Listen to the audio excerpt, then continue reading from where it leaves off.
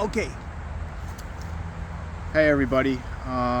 So I was just coming back to my camp. I was going to do some stuff, get set up and do some videoing, and I stumbled across this amazing human being, this man, Eric, right? Eric Eveleth.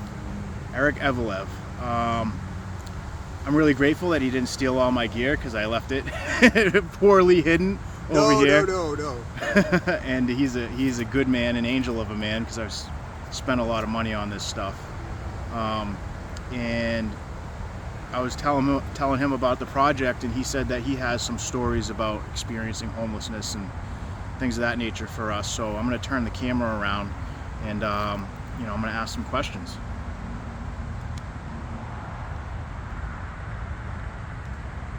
So Eric, yeah, thank you so much, for showing me kindness, and you said you were going to leave me a brownie, like that's. Oh yeah.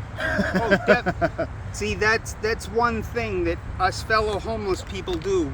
If we can't find anybody, we leave them warnings, like I uncovered your stuff to let you know that somebody found you. Yeah. And I left you some food to know that I wasn't going to steal your stuff. Well, thank you so much. Not a problem. I've been out here. I lived out here for 15 years. Wow. So this is, right here where we're sitting, is one of the many campsites that were out here. Now, where we're sitting right here was a tent. There was another tent over there. Okay. See where that area is over there? There was a tent over there. Yeah, I'll zoom the camera in over there so people can see. Where that pile, there was a tent over there. Okay. My tent was over in there. Oh, okay. And then there was two more tents down the end here. Oh, okay. So this was one of the big the final encampments. We all left here in 2013. That was when we all left. Okay. Because of what was going on. There was a lot of I'll show you some areas around here with the stories, because there's a beam house over here that they tore down. There's a whole story about that. Okay. And just about this whole area in general. Like the graveyard over there. Okay. If you look up on YouTube, Danvers Most Haunted, you'll find that graveyard right there. So, have you ever experienced ghosts out here while you were staying out here? A lot of my friends that lived out here did. Okay. God rest their souls. They passed away out here too. Did they die out here? Yes, they did. Was it from drugs or? Alcohol. Alcohol. Okay. Yeah. They just basically, they were older and they passed away. God rest their souls. They're still out here, but I don't know. See, I lived outside the cemetery. I lived inside the cemetery. I've had 5 different campsites in this whole area. Okay. So I have lived all around here. I never saw ghosts, but there's a lot of people that have. I've had ghost hunters up here. What kind of stories did the people tell you about? I'm curious about the ghosts. Well, supposedly it's the Endicott children, 3 of them. That's what they say. Okay. I'm not 100% sure. See, I've just heard these stories. I used to help the last Endicott mow that cemetery with a friend of mine. We used to help him. He used to come and pull up with his truck. I think he was 85. And we used to help him bring his mower in there before they put the gate up and everything. He'd mow, he'd tell us the stories about his family, and oh yeah. So supposedly this whole area up here is haunted. Okay. And a lot of people have seen ghosts. I never have. And I've been coming through here since I was like 8 years old. Okay. Because my aunt and uncle used to live on Lawrence Street in Danvers, and we used to cut through to get to the movie theater, which is Hollywood Hits. Okay, yeah, I remember that. I used to go there myself. Yep. And well, before that, it was Sac Cinema. Mm-hmm. I don't even know if you even knew what that was. I think that's before my time. Oh, way before. For God's sakes, I saw Pink Floyd The Wall up there when it came out Wow. in '79. Okay. I was 11. So basically, yes, there has been a lot of homeless people out here. My cousin, he was a heroin addict, Okay. and he got thrown out by his father, my uncle, and he lost his wife. His wife and his 2 kids just kicked him out of the house, and he was looking for me, and I was homeless out here at the time, over there by the cemetery. Okay. On that side. And I'll get to that one in a bit. And he found me out here, and he had backpacks just like you, Okay. and he left them at my campsite Oh, all right. because I wasn't there. And I come back to my campsite, and I got all this new stuff in my camp, and I'm like, what's going on here? And here comes my cousin coming back. He's got all kinds of beer, and he's like, Eric, I need your help. Okay. So I helped him out the whole summer. I kept him out here and away from the heroin, Okay. away from Lynn, basically. So he just detoxed out here. Yep. How was that for him? He said it was the best. Well, was he sick? Was he like? Oh yeah, he was ill as hell. But I told, because I've had many friends that were that bad. Booze sick, heroin sick, you name it. It's all the same to me. And I took care of him out here. And he drank and he ate with us, and there was 4 or 5 other guys out here with us.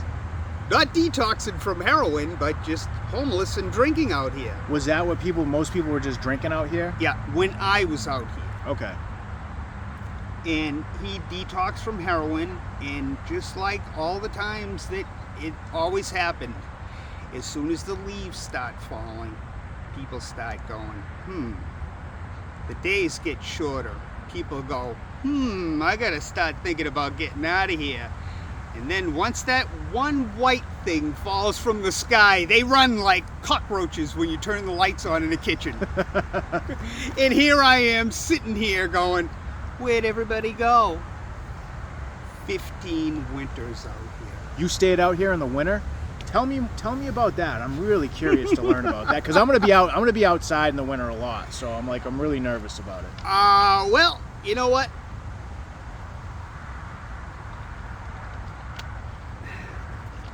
The winters suck.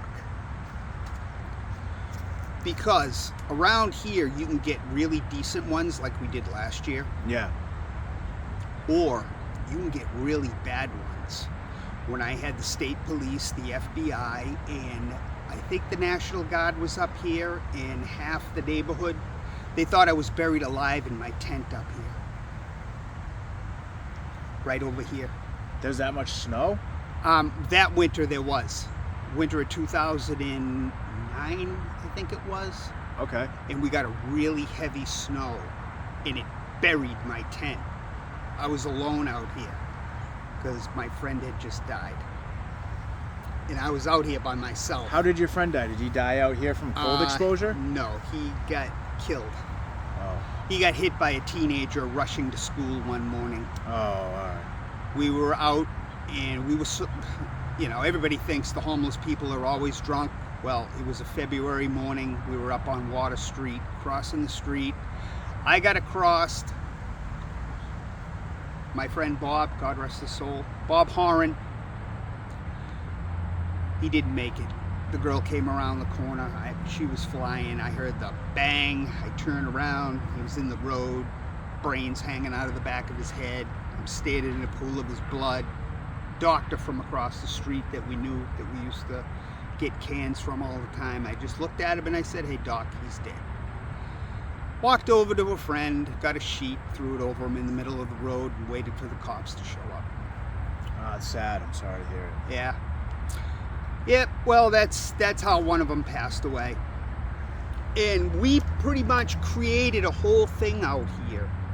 We created the homeless situation out here, me and my friend Bob. Because we kept the rules out here. That's why people came out here. What were the rules? My rules. And like, what would they look like? What would the rules kind of look like if you were staying out here? See, I didn't like heroin around. That was one of my big things. Where some of the people would come around using heroin up in here? And I would kick them out. Okay. See, I knew a lot of Danvers cops. A lot of people in the neighborhood thought I was a Danvers police officer, but I'm not. I worked for one. I used to hang around them all the time. I mean, they'd stop me out on the road, and I'd be like, "Oh, how you doing?" Blah blah blah. They'd give me a few bucks, and I'd be like, they'd ask me, "Oh, what's going on, Eric? How you doing? You seen anybody around?" They'd ask me a few questions here and there, and of course I'd have runaways up here, and I'd rat them out, and I'd send them on their way, and for some reason the cops would be raiding around the corner.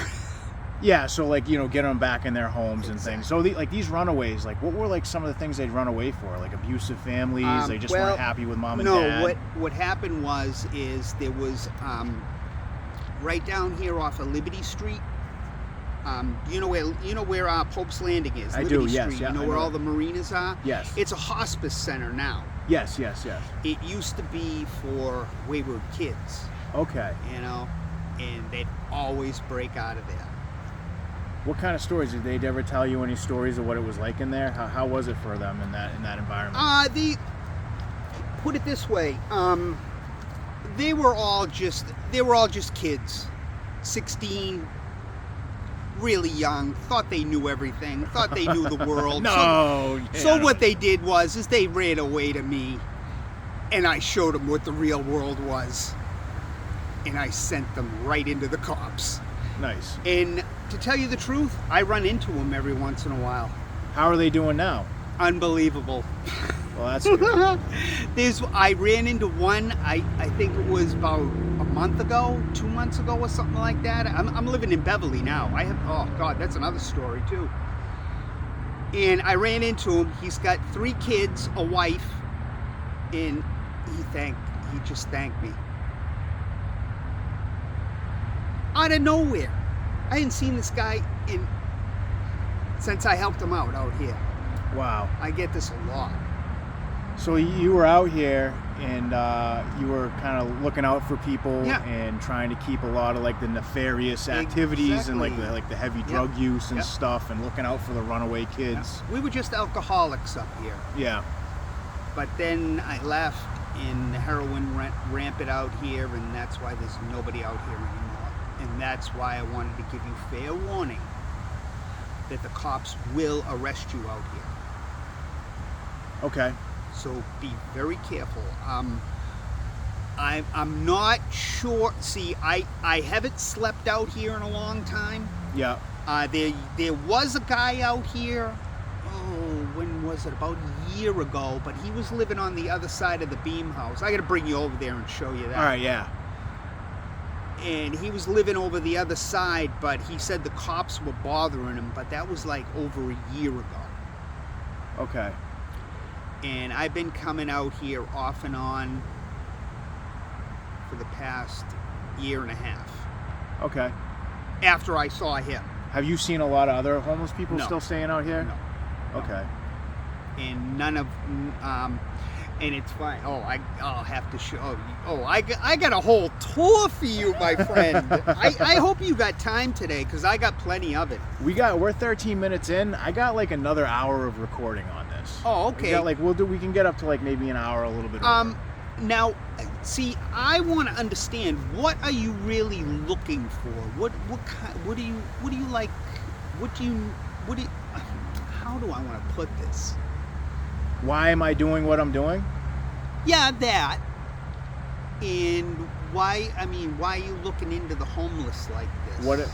It's interesting. So that is a question for me. So I'm gonna answer your question, and what I'll do is I'll swing the camera around and put it on myself. You just let me know when it's pointing at my face. Yeah, right there. So the reason I'm doing this project is I've worked in addictions for a little over 3 years now. I struggled with a lot of drug addiction in my life since I was young, for various reasons. We don't have to go into that. Decided I wasn't going to use drugs. Did like the recovery thing. I was incarcerated for a good period of time because of my drug dealing. I educated myself while I was incarcerated. Did a lot of reading, like a lot of us do. Was able to get, you know what I mean, like the correspondence college degree and things, you know, like. But it was work. It was like a lot, and working in this field, I've seen what like fentanyl has been doing to our society, and it's been killing a lot of people. I know like a lot of it gets swept under the rug. Like a lot of people don't want to talk about it. And like you said, like addiction is a lot of times considered a moral failing. You know, and like a lot of times people don't want to discuss it, especially when people come from like a little bit more privileged, you know, walks of life. And I know that people are suffering, and like our homeless populations are exploding. A lot of it's due to like, you know, like the addiction and like the like how expensive everything is now, inflation, you know, property's really expensive. And working in addiction and social services, I know there's a lot of services out there, and I know like a lot of people that are either impoverished or homeless, they struggle to access a lot of these services, and a lot of the stuff you need to know how to use the technology nowadays, which is confusing in itself. So I just started to realize that there's so many different things going on, so many different aspects to people suffering in the streets, people that are homeless, people that are struggling with addictions, that I really wanted to take my trade, my education, and take it out there into the street and just really kind of get the story from the people to see what's going on, and go around and kind of personally access all these different resources and build out you know, like a master spreadsheet to just let people know what's available, the different services if they don't know, and hopefully maybe be helpful and connect the people. And on a selfish kick, I'll keep it real with you, this gives me an opportunity to be autonomous and do this work, you know, for myself. I don't have to work for anybody else. And you know, I get to do the things that I love, because I want to do what I don't like being told what to do. Nobody does. Yeah, so I'm doing it my way, and hopefully like I can, you know, not only be successful for myself, but help others gain access to, you know, like the help and services and care, and, you know, just, I love people too. So just let them know that people that care about them and are willing to go through what they're going through, and that they're not alone. So that's the short answer. What I'm doing. Oh yeah, no, that's way cool. And oh boy, do I got a good answer for you on that one. You see, I've been through the whole recovery thing. Okay. I've been through North Cottage. Okay. I've been through the Hope House. I've been through the Ryan House. Me too. I was there. All right. You were at the Ryan House when I was a kid. Yeah. You know, do you know Clayton? I was so young. I was 18 years old when I went through there. And I'm 41 now. Okay, I'm 55. Okay. You're a kid to me. So actually, how old were you when you were in there? I was 18 years old. 18. Okay, nah. Nope.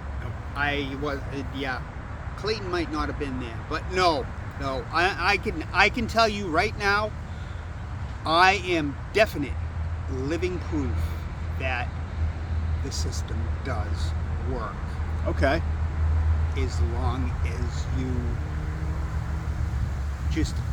just got to know how to work it. It is there to help you. I'm saying this to everybody right now. I may be looking at you in the face, but I'm telling every addict out there in the world that's going to be listening to this, the shit works. I couldn't believe it myself, and I'm living proof right now. I have a one-bedroom apartment in Beverly, across the street from the hospital, that I pay $100 a month for. It's unbelievable. I have a 50-inch flat screen TV, a 43-inch flat screen TV in my bedroom. I cannot believe it. I have my own place. And you know where I came from? Right there. Okay. Because somebody came down here. It was 2013. Well, actually 2013 was my first relapse. I had gotten out of here by myself in 2009. I came back in 2013, and after that, there was no turning back. Because my friend, he lost his leg out here. How did he lose his leg? Is this cold? Yeah. Hypothermia. Yep.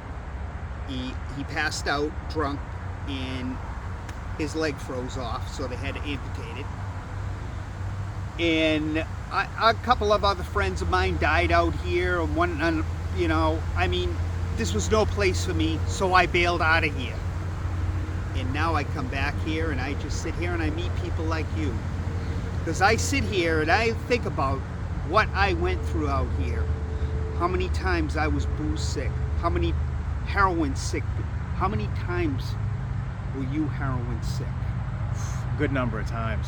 I mean, like retching on the ground in a fetal position, not being able to stand up. So did you use heroin occasionally? No, never in my life. But the alcohol sickness, yeah, your friends were sick. Alcohol sickness is even worse than heroin. Needless to say, a lot of my friends used to come out here and they used to be bent over. Oh God, I've seen the worst of it. And like I said, I've been through recovery. The first place I went was the North Cottage, and I was there for 3 years. I worked there for 2. I went through the program in a year, and I worked there for a year. Okay. Then I relapsed. Yeah. Then I went to the Hope House in Boston. Okay. I graduated that program. I got an awesome job in Boston, and I lived there at the Hope House program in the SROs for 4 years in Boston, and I worked there. Then I moved to Salem and I relapsed. What was it like? So when you moved to Salem, what caused you to relapse, you think? Well, what happened was my boss in Boston retired. My job went to shit. I almost killed myself working there, and I dropped back into the bottle, and it got me. And then I went to the Ryan House, where I got the most help whatsoever. Okay. That's why I can sit here and do what I do. And I can just sit here and talk to you like I am right now. Because I had 5 strokes at the Ryan House. From detoxing? No. If I wasn't there, I would have been dead. Just from what you've done to yourself over the years, you think? Okay. It caught up to me. And when I turned 50 in the Ryan House, I woke up one morning and I felt like I had the flu. Needless to say, I had a stroke. Then I had another one a month later. Then I had another one. Then I had the 4th one that blinded me on my right side. So the Ryan House just helped me out. Unbelievable. The guy there, Clayton, he was unreal. That's all I gotta say. Do you want to give him a shout out? Is he still around? You want to give him a shout out? As far as I know, Clayton, if you're around, buddy, love you. Awesome. Thank you, Clayton from the Ryan House. I mean, you've been there, so. Yeah, but I wasn't trying to do no recovery at that time. I was still like, got my head in the game, I know. But see, there was a lot of young guys that went through there, and I talked to them. And they heard about my story out here, and I told them. One of them actually knew me from out here. Okay. That was real funny. A kid getting clean, and he's like, "Wait a minute, you're Eric the Red from Danvers." Oh, that's what they call you, Eric the Red out here? Yeah, that was my name. I try not to let people know that one, but that's what they used to call me out here, Eric the Red. But yeah, but I'm dying of thirst. I mean, do you have anything to drink? I do actually. Like water or anything? Yeah. Listen, you have earned it. I will give you this. You can have. Because I ran out of water. Yeah, I got this. I actually made this. There's a little bit of honey in there. I like you know what I mean. That keep my sugar balanced. There you go. I'm not diabetic or anything. I just What do I you like do honey. here? How do you open it? Just pop the top. Let me see. I'll show you. You see that little clip right there? Boop. Oh. Yeah, go. You can have it. You can keep that. That's yours. That's my gift to you for sitting here with me and talking to me. So there is something I would like to ask, and you don't have to answer this question, but I do a lot of addictions work, and I'm a big advocate for addiction recovery. I'm a recovery coach, so now it's like it's changed. Like we had the old, like abstinence AA 12-step model. Now it's like if somebody says they're in recovery, and it's a process, and they work towards whatever is healthiest for them. Now, I've been pretty vocal about, I use certain substances. I don't use any addictive substances, but like psychedelics. What do you use? Well, See, I'm a deadhead too, so. So yeah, like psychedelics, like maybe like some mushrooms, I like seldomly like some LSD, things of that nature. Maybe I'll smoke a little bit of marijuana, very seldomly. It's not something I do regularly. We're talking like psychedelics like 4 or 5 times a year, and marijuana like maybe once, twice a month. Yeah. Nothing crazy. So, I don't really seem to have an issue with that, and it hasn't affected me. I take no medications. But if I did, that would be fine. But I'm really I'm trying to explain myself because I'm so afraid of getting judged. Like being in recovery circles, like if you go around telling people these you are things, judged. You're automatically. judged. So tell me, like, do you still occasionally use substances, or do you like what's your pathway for recovery like? Well, see,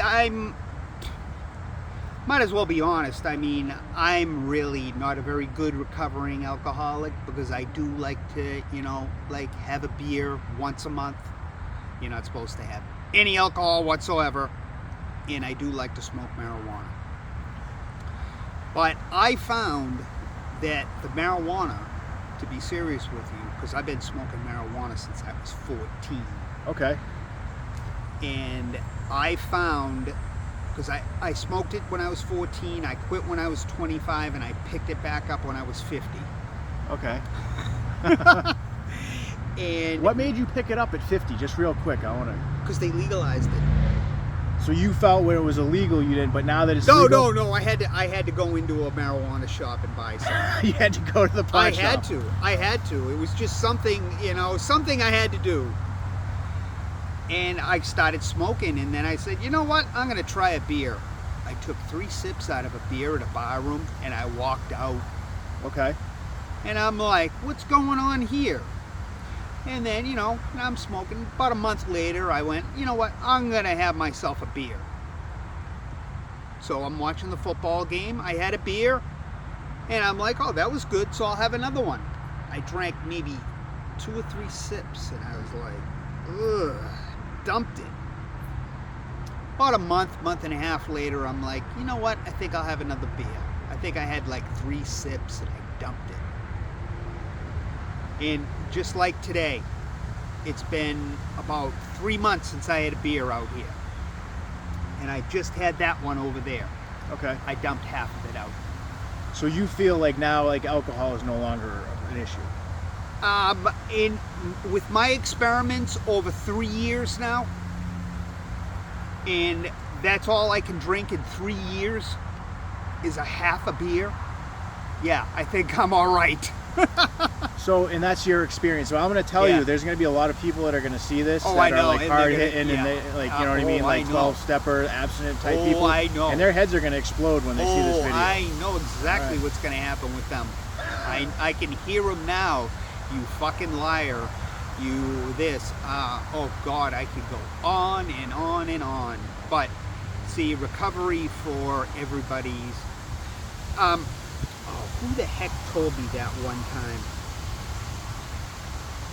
I can't remember. I've only been in 3 programs in my life, but I've met so many people that are being like you, trying to get into the, be into the recovery thing. Yeah. And help people. I can't remember. Everybody recovers in their own way. Yeah. But you get a lot of them hardcore out there. A lot of them hardcore AAs. Yeah. I used to, because I mean, everybody says a drug is a drug. Yeah. That's a lie. Okay. That is, in my opinion, that is a lie. Heroin and alcohol are 2 different animals. You got your heroin addicts, you got your alcoholics. They are 2 different species. Yeah. And I know because I have seen both species. What do you think the difference between the alcohol addiction and the heroin addiction is? Well, in my personal opinion, I don't know if everybody or you personally get this way, but I know alcoholics, they're not the biggest thieves because they're, I'm not the smartest bulb in the tree, as they say, You're not alone in that. I'm not the smartest thief in the world because, I could never do it. Well, I'm glad you're not because I still have my stuff. But heroin addicts, they'll some people have said, they'll steal their gold teeth out of their dying grandmother. I've heard that. I've heard the worst about them, but I've seen the worst. What about now with the fentanyl? Like, have you seen the difference between like with the heroin and the fentanyl? See, thank God I haven't seen the fentanyl. All I hear is people dying from that. Yeah. And from what I understand about it, it's like triple a tranquilizer. I mean, do people need to tranquilize themselves that much? So you just die? I know it's. See, a lot of people have tried to explain heroin to me, and I just never could figure out why people like that type of buzz. I mean, being an alcoholic, and people say, it's better than alcohol. I'm like, what do you mean by I don't understand why they say that about heroin. I mean, and like, so the heroin that was like back in like the 2000 up until like 2013 is like, I think, where the fentanyl like really started to kind of like get its way into the market. That was way different. It was made from the poppies, it was processed that way. Back in like this early 90s. Oh, there was a lot of then. The guys talk about how good that heroin was. That was pure stuff. That's what my cousin was into that I helped over here. Yeah, that's what I was doing, is heroin. Now, they have this fentanyl now. Yeah, I know. I've heard a lot about it. Yeah, and that's what's killing people. So I'm gonna give you a little teaser with this project, and I can't neither confirm or deny if I'm gonna do this or not because it's been discussed. But they have safe injection sites that are going to be coming. They have one in New York where people can go in and inject. Yeah. So I might end this project with, because I've never done fentanyl, with like me going in there and just seeing what the drug itself is like in the process of going to a safe injection site, which will probably just fentanyl. Well, whatever. That's all there is out there now. There's got to be some type of heroin out there. They say I talked to a nurse it was an emergency room nurse that said that they haven't testing people coming in from overdose. Nobody's tested for heroin, and she said she hadn't seen it in over a year. That was a couple years ago. Yeah, but that's just testing from ODs. I'm just saying, like, users on the street. Is there any or dealers? Are there any dealers out there just dealing heroin? Like pure heroin, because God rest his soul, my father was a dealer, and he dealt cocaine back in the 80s, and he had the cut stuff, but he cut it with baby laxative, and and then he had the uncut stuff, which people could cook and make crack out of, or shoot it up pure. Yeah, the nice fish flake, as he called it. From Colombia. Yeah, back in the late 80s, early 90s. Okay. Oh boy, when cocaine was cocaine. And now, cocaine, what's that? Well, they say that people are overdosing. They got the fentanyl and the cocaine and stuff now, too. Yeah, but it's not like it was in the 80s, my friend. Yeah. That's when people would be like, you got what?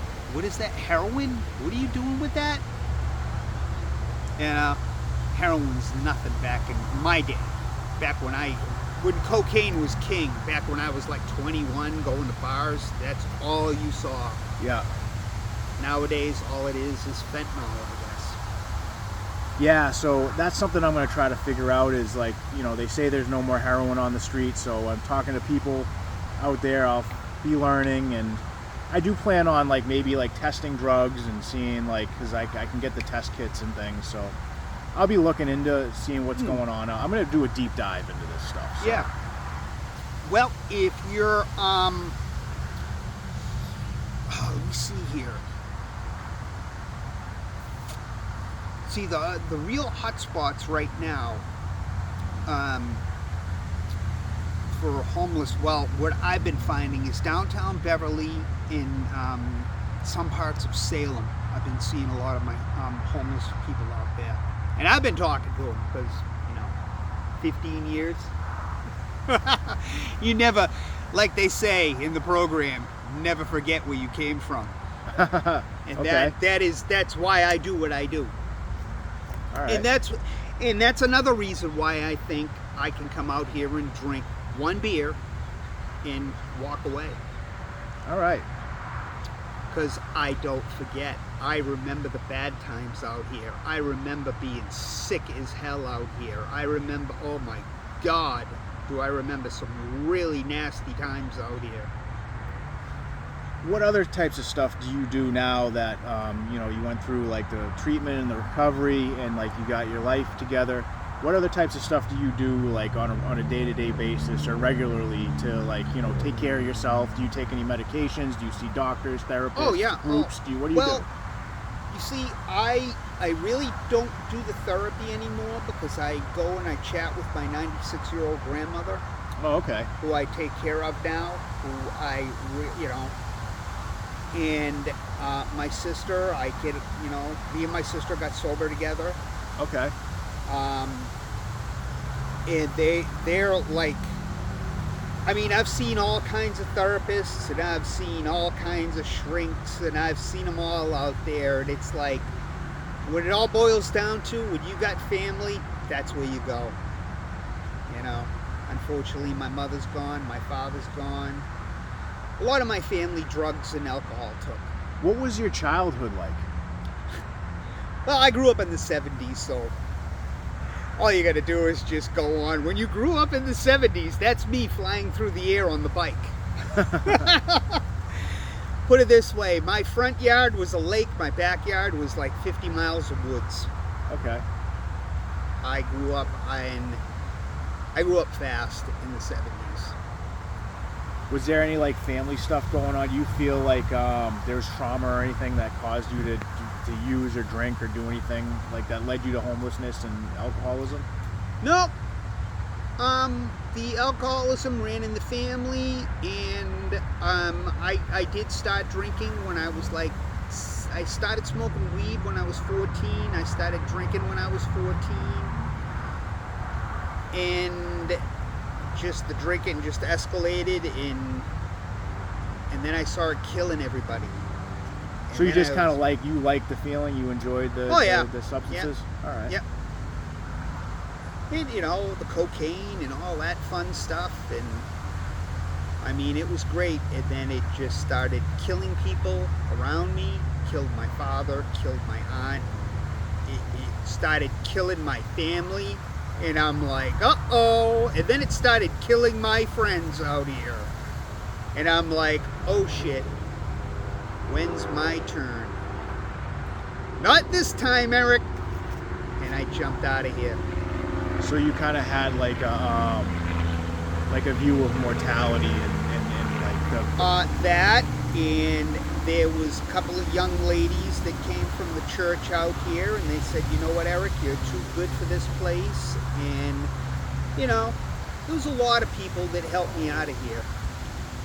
So And people would come out here and visit you and try to Oh, talk yeah. to you and lead you in a good way? Yeah. Oh, I went to church. Okay.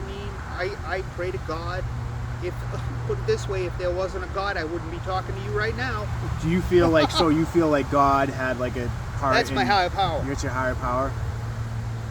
Yep. That is the person who lets me do what I'm doing right now. Okay. Standing here talking to you out here, where this is where the worst part of my life supposedly happened. But I consider it one of the best lessons of my life. Why do you still come out here? Because I have to. It's something I have to do. Why? I can't answer you yet. Okay. Maybe in another 20 years I'll find the answer. I just haven't found it yet. Do you want to walk around and show me some of these spots? Yeah, sure, if you want to. Yeah, come on. We'll take this phone with us. Yeah. Let me grab this sucker here. Oh, there we go. Oh, I'm blocking with my finger here. Get that out of there. Yeah, but the brownie's pretty cool though, huh? Oh yeah, so thank you so much.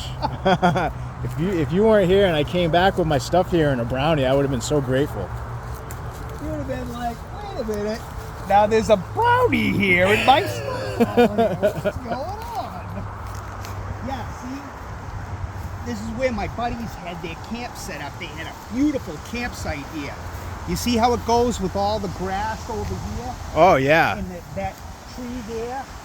They had a fire pit right here. See Okay. this log right here? Yeah. Their fire pit was here.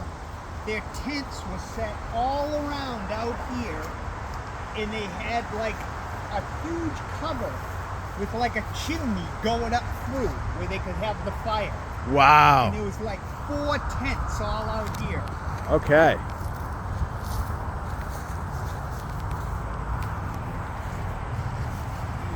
Yeah, you came in this way.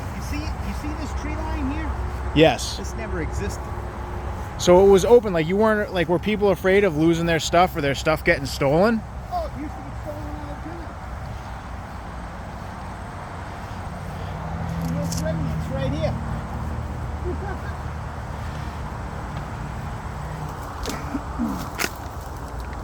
Now, I don't know who's doing this now, but So whose graveyard, like who's all these graves and stuff? this one here is the Russells, and I'm not 100% sure who these people were, but trust me, I did not destroy any grave or any. You see any damage in these graveyards that had nothing to do with me, because that's a bad omen. And this is the Endicott Cemetery. Okay. And like these are all Endicott people, Yeah. or that's their name, the Endicotts? Yeah. You ever hear of Endicott Street? Yeah, like Danvers is Endicotts, like everywhere. You see these stones right here? Yeah. That we're sitting on? Yeah. They drag these from Portsmouth, New Hampshire. They dragged them? Yeah, all the way up Salem Harbor, Okay. Beverly Harbor, all the way up the Crane River, and all the way up here. They dragged them by oxen and built this up here in 16 something. I forget 16 something. But yeah, they literally shipped these. These were cut in New Hampshire, shipped down to Beverly Harbor, and dragged up the Crane River and dragged in here by oxen. Wow. Fascinating. Way, way, way back in the day. Oh yeah. And supposedly this is the most haunted cemetery in Danvers. I don't know why they put this on, but there was a bunch of jerks up here. But that's the big Endicott grave right there. So I could be expecting to see some ghosts if I might sleep out here, you think? If you believe, that's the same. You see, because you see this tree right here? Yeah. My tent was right down there. Oh, okay, right on the other side of the... Right inside on the other side of the tree. Oh, That's I where see. my tent was. Yeah, so you're kind of like hidden here. Yeah. That's where one of my campsites was. Oh, all right. All right, cool. And this is where I got my cousin straight.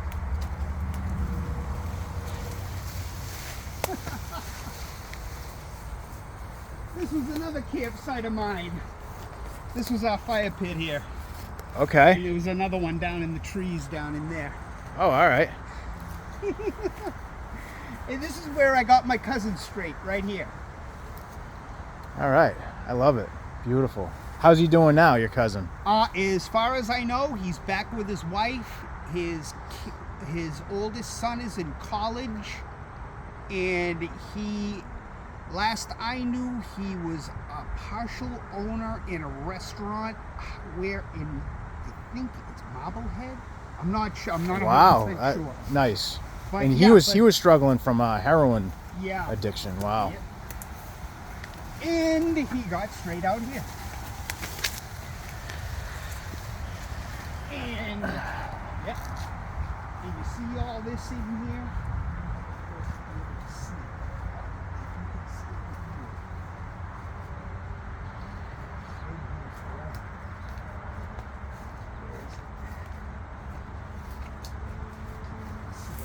think it's only been here for like 20 years now. You can't even see it. There's a shopping cart in there that's been there for like 20 years.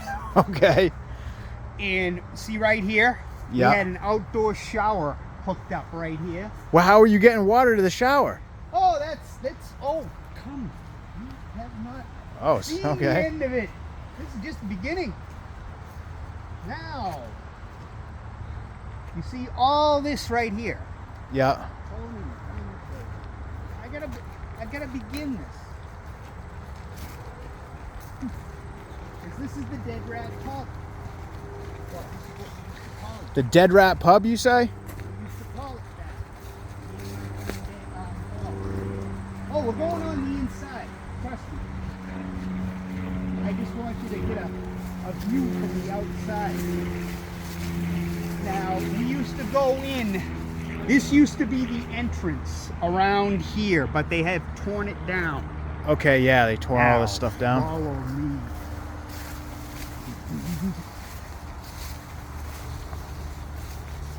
Hang on one second, my friend. I gotta take a quick piss. All right, yeah, I'm not going to film that. No. We're gonna film some of the nature here and let everybody just bask in that.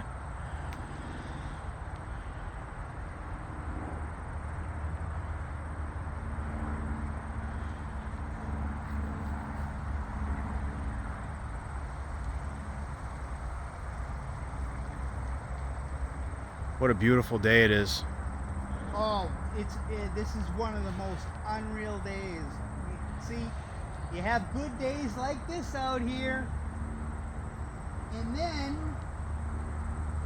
you're in a tent for a week, and you don't get dry for a month. So yeah, it must have been wet when it was raining or snowing or all that stuff out here. Sleep in that much water for a week. You tell me how you feel. How did you get sick a lot or? Nope. No? Good outdoor living. Plenty of alcohol. Okay. What eat too. Did people go to did you see people having to go to the hospital and things like that or? Nope, just died. Well, what would everybody do when somebody would pass away out here? Bye. Would they have to have like an ambulance come or would they bring? Oh, yeah. Well, the last one that died got pulled from underneath the bridge. Oh. And I called 911. All right. It was my friend Dave Stanley. Okay. Now we are going to where no one is supposed to be. All right. Yeah. These signs have only been out here for 20 years. And look, I'm alive! All right. And I think I've eaten at least probably about a quart of this soil.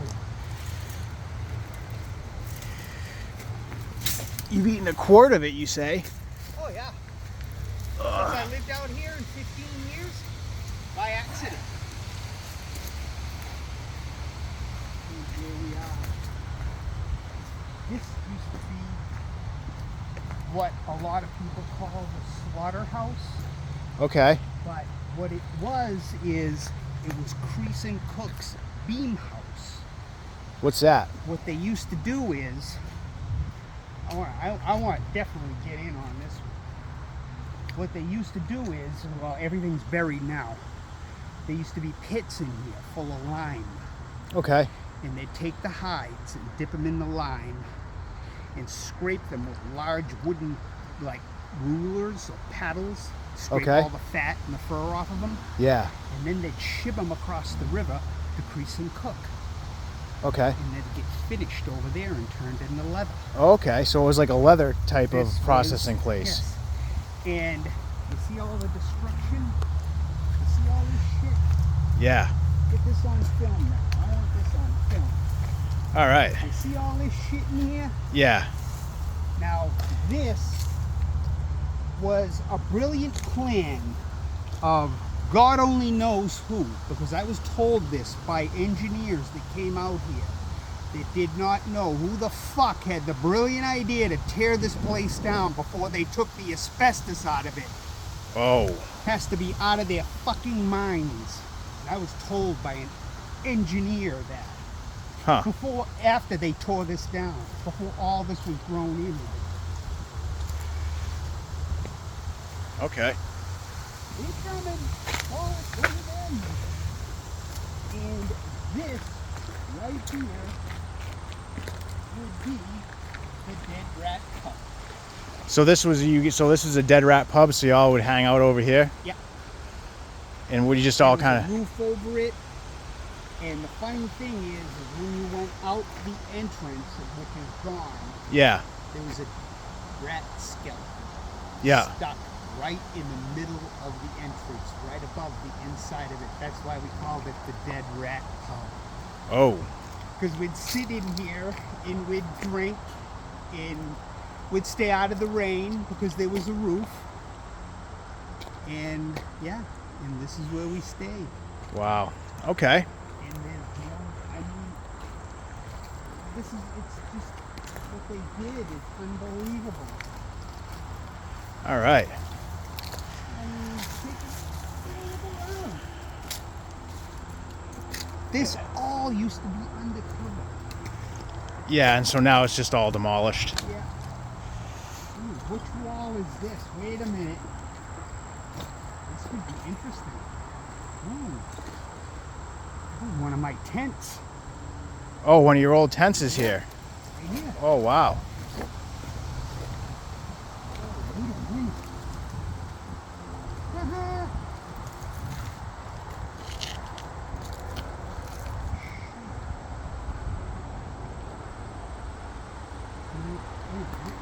Uh-huh.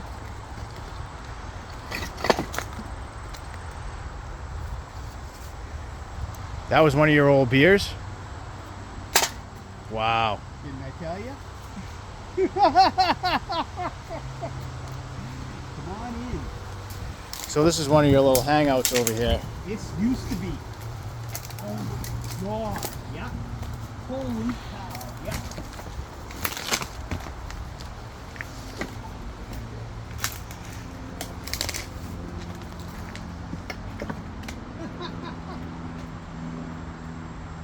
A wall they couldn't tear down.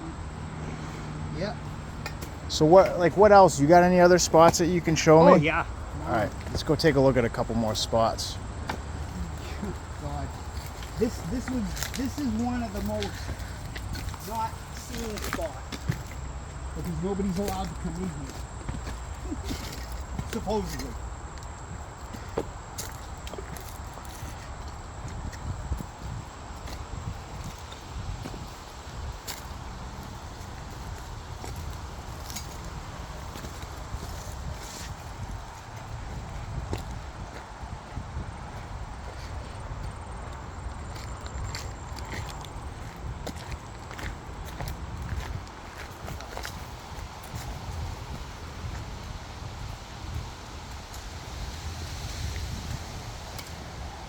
Well, it's been a long time since I've been out here. I'm sorry that I'm kind of like lost. Oh, no worries.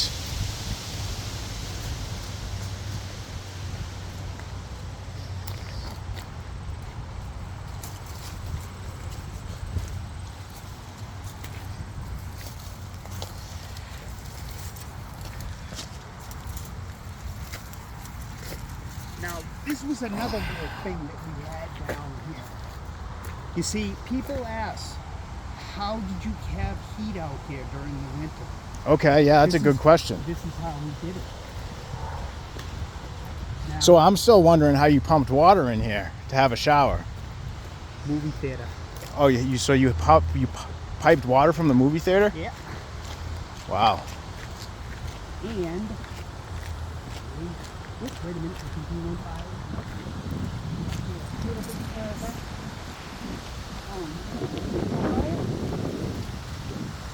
Yeah, I think we did. You see over here? You see this building over here? Yeah. Here it is, right here.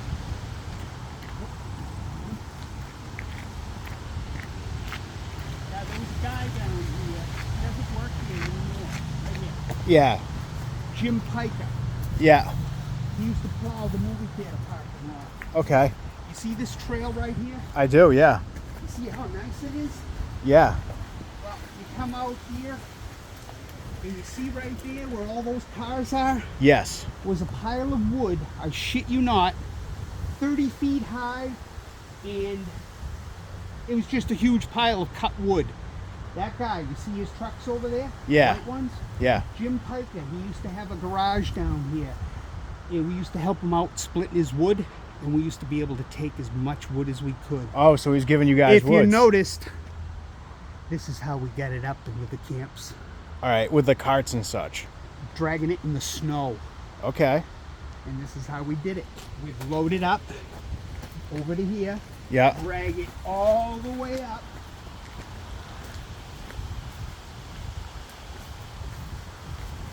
And sometimes, see, I had a camp over there Yeah. around that corner, Yeah. but that's when the beam house was standing. That's gone. But the main camp, you know where we were? Yeah. Let's take a look. Let's take a look at one more spot, and then we'll close out on this interview for today, and then maybe revisit down the road. Well, I just want to make sure you're all right out here. I ain't leaving you out here. Well, no, I gotta go. I have another appointment. I gotta go. I'm still kind of working. Well, I'm still kind of working. Well, I want to ask you one question. Are you going to be coming back out here tonight? Probably, maybe not. Probably not, because I was just gonna do some simple camping filming, but then I stumbled upon you, and like you just made my day. So Yeah. I'm concerned about you. I'm sorry. I'm concerned about you. what do you think would be some major concerns about me staying out here? The cops. Yeah, you think they'll bother me out here? Yeah, they might. Okay. That's the whole thing. And see, I haven't been out here in well, actually, I haven't seen much action besides you coming out here. What do you think they do? They would just ask me to leave, Yeah. and then that's that. Well, that's exactly what I would do. Yeah. All right. Well, let's get back over to the camp, and Yeah, that's where we're going. I'll ask a couple more questions, and we'll wrap it up. So, did you ever have any like romantic relationships or anything while you were living out here?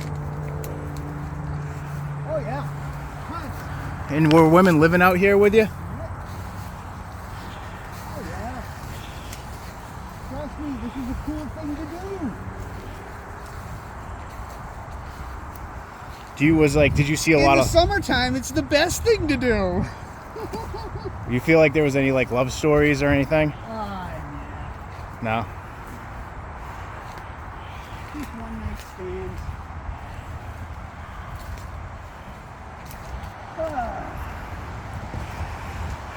So yeah, no, I'm just saying if you do want to camp out here, be very, very careful where you do it. Okay. This I would have to say would be a decent spot to set something small up. Yeah. And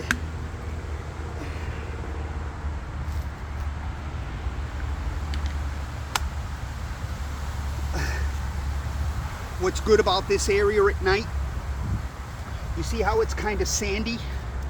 The mosquitoes don't come up here at night. Oh, you don't get no For mosquitoes? some bizarre reason. Just this spot from here down to where this breaks. Do you think the haunting might have something to do with it? You think like maybe like it's paranormal or no? No, I just don't Because think I've noticed, like we've been sitting here, I haven't been bit by one mosquito. I haven't been bothered Yeah, by one you mosquito. noticed that, huh? Yeah. Whoa, that's a good question. I don't know. I don't see what I always thought. See, I grew up in Maine. What I always thought it's because it was sandy up here, and it's dry up here because all the water flows away from here. Okay. And that's what I always thought because I've camped in this area itself, from over there at the cemetery all the way down to where almost to the Hollywood Hits. no mosquitoes. You know where we were in the beam house? Loaded. Okay. Where we just were, going when we cut through that fence in there. Yeah. You go in there at night, you'd be lucky if you come out alive with a quart of blood. Wow. All right. The mosquitoes will suck you dry. Because I've had a camp down there. But up here, you won't see a one. Well, that's interesting. It's the weirdest thing. That's what's so weird about this place up here. Yeah, you're right. I haven't been bothered by one mosquito. So, And if you're intending, see, and if you're looking for some good homeless people, I can find a couple for you. See, I have a friend, Air. He's got a lot of money, but he's like, I think he's got some mental problems. Well, I know he does. And he's got all kinds of money, but he chooses to be homeless. He likes hanging around the homeless people in Beverly. so I'm gonna get all your information. You have like cell phone, and do you have any social media stuff? Oh, no, I just have my cell phone. All right, I'll get your number and all that other stuff. Yeah, and give me a call. I will be reaching out. I do have one more question for you. What advice do you have for other people that might be struggling with homelessness, or maybe alcoholism or addiction? What kind of things can you share with them today? It all depends on what kind of struggle they're really going through. I mean, everybody's going through their own struggle. I hate to sound like a broken fucking record, but I mean, mine is different than anybody's. All I can say is get in a program, believe in yourself, and believe in God. That's all I got to say. Actually, I lied. I do have one more question. All right.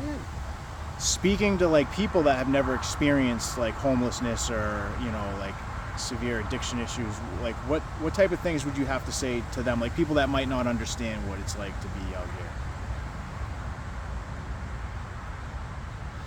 I see that's a tough one.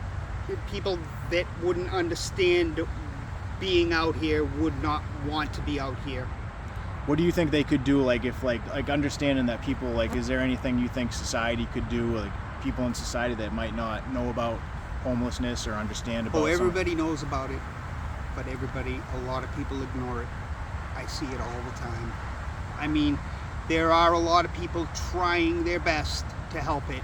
I mean, Michelle Wu with that mass and cast, I saw that happen. You know how they're opening up the island down there now? I just seen that, yeah. Yeah. Well, put it this way, I was in the Hope House in 2015 before the winter when they closed the island, and the homeless population, Mass and Cass? Yeah. You see what it looks like now? I do. I was at the beginning of it. Wow. It was 3 tents. Look at it now. That was in 2017 when I left. There was like 3 tents there in the summertime. Now look at it. Yeah, well, that's one of the reasons. It's one of the things I know the reason why. They closed the island. And everybody tried to get into the Hope House, and the Hope House only had so much room. And they all went into the shelters on Southampton Street, and then all of a sudden, boom, they just overflowed. Because nobody wants to stay in a shelter in Boston. So having like a large area or a large support place like the island off of Quincy there, Long Island, to help house people and keep them safe. Well, from what I understood about the island, I almost went there myself. I almost bailed out of the Hope House and went to the island in 2014 before they closed it. I heard all about it. It was supposed to be like this great place to go. They had like therapists set up. They had all kinds of programs all set up for you. And I'm like, hey, this sounds great. I'm going to give it a try. I think it might help me, Then the next thing I know, oh, by the way, they closed. I'm like, oh, okay. So I stuck it out at the Hope House, and I listened to what they had to say, and I don't know, I guess, and then I had a nice job. My boss told me the job was going to change, and I said, you know what, I can handle it. Relapsed.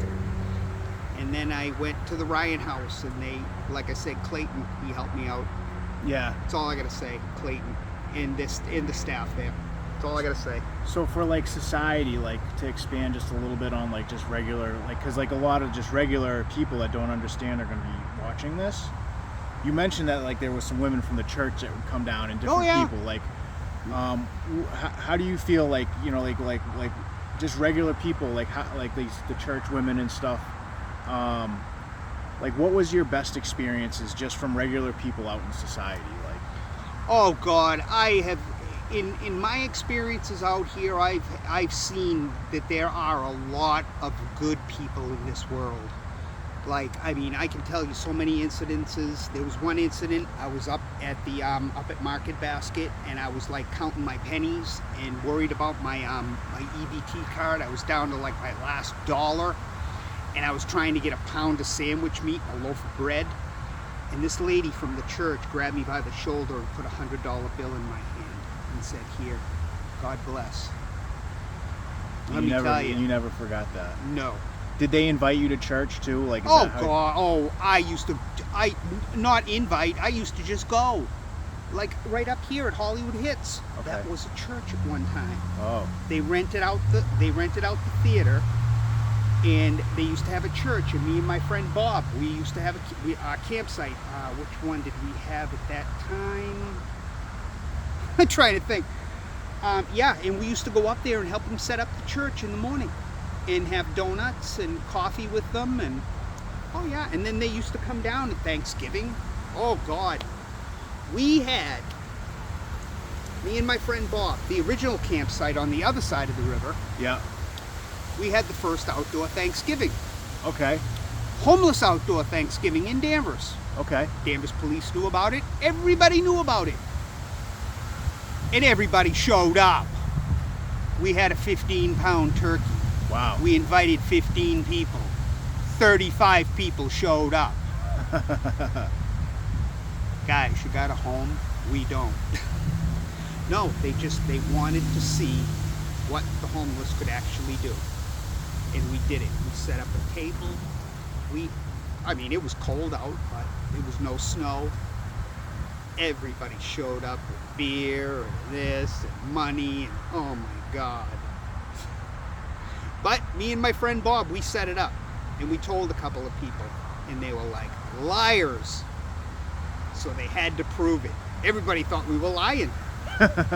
They showed up and went, holy shit, they weren't lying.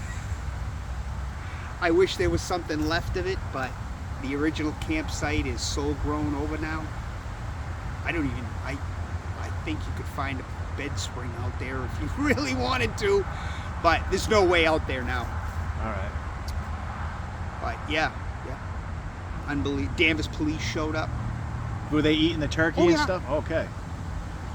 Actually, no, they brought beers. That was nice of them. Yeah. Jay George, he brought a couple of cases, a couple of 30 packs. Nice. In police uniform. What now? Delivering beers to the homeless. They were giving you something that you wanted. You know? No, they had to see the camp. They had to see the Thanksgiving. Oh, they just wanted to yeah. So oh yeah. No, to prove it. Yeah.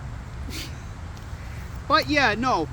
I mean, in the DPW around here is like unbelievable. I had a canning route. Me and my friend Bob, we set up a canning route in the town of Danvers, which is 10 miles from here, all around the whole town. So on trash pickup day, which was Tuesday morning, we'd get out at 3 a.m., go all around the town and pick up the cans, go into people's houses, into their front doors, knock on their door. Oh, how you doing? Grab a quick breakfast, a cup of coffee, you know, on our way doing our work.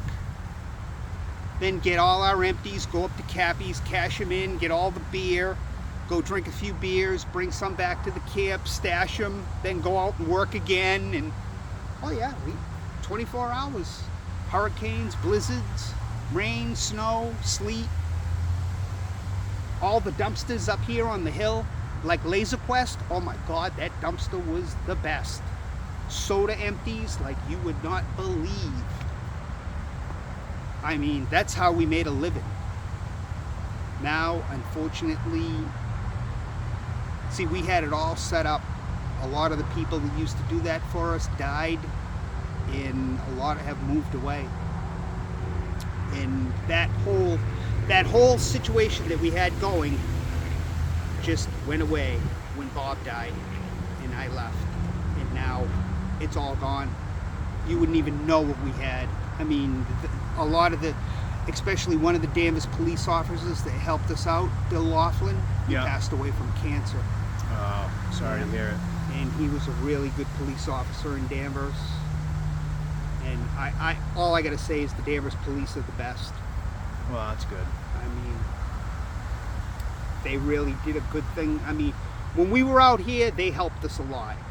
But when I hate to talk bad about heroin addicts, but when the heroin addicts came up here, they started breaking into cars up in Market Basket.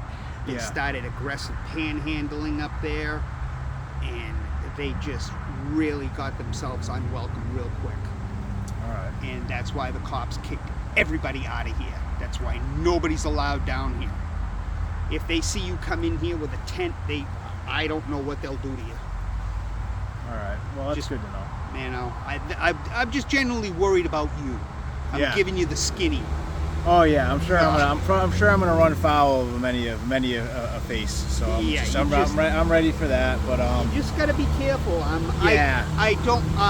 Where else are you planning on going? I'm gonna be all over Massachusetts. I'm gonna be okay. all the gateway cities. Like, you know, Boston's not a gateway city, but I'm gonna start in Boston, Mass and Cass. I'm gonna be in Lawrence, Lowell, Springfield, Worcester, Haverhill. Be very careful Salem. in Springfield.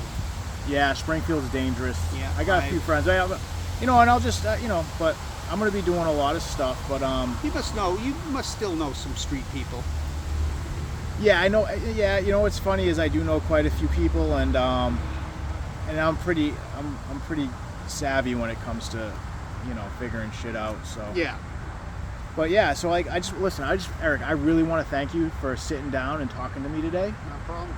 I'm gonna take your information, and I want to keep up with you. I bet a lot of people are gonna probably want to talk to you, so I'll reach out to you, and if you want to talk to them. All right. Well, hey, listen. Let me. I just want to shake your hand. I'm gonna sneak over here, and before I end this video, and I want to shake your hand, my friend. Thank you so much. Not a problem. I mean, I'm not shy about this. I mean, I'm actually glad that somebody like you is doing something like this. Well, thank you. I mean, are you doing this for like a grade, or? I'm going to be doing this to start doing this type of work for myself for a living. Now, will this like bring you money, or?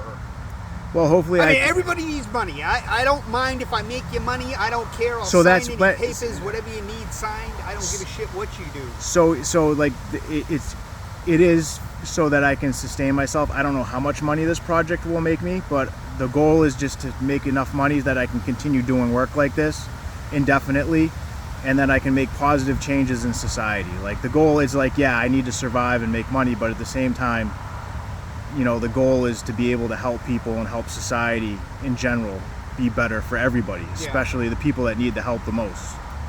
Oh, and I know quite a few of them, but see, the whole hard thing is a lot of people get into being homeless and they start to really like it. That's what happened to me. That's why I did 15 years. So that might be me too. Who knows? Yeah. Maybe I'll be out here for the rest of my life. Well, if you're going to get a taste of it from a lot of the holes that you're going to, you'll be loving coming back here to nice little Danvers. Well, I'm just saying, some of the horror stories that I've heard from people in recovery that have come out of the holes in Lowell, Haverhill, all the shelters around there, they won't even go in them because you either end up dead or robbed of everything you own. And don't let people lie to you. Every shelter is a place to be robbed. And every place is a place to be robbed. That's why I didn't rob you. And that's frightening, yeah. And that's why I was going to show you a little lesson. That's why I was going to leave you the brownie. And say, and you'd be like, oh fuck. Somebody found my shit. So it'll make you think next time. Yeah, you did. You definitely know what taught I me a mean? lesson today, my friend. I'm glad. I'm glad to teach somebody something.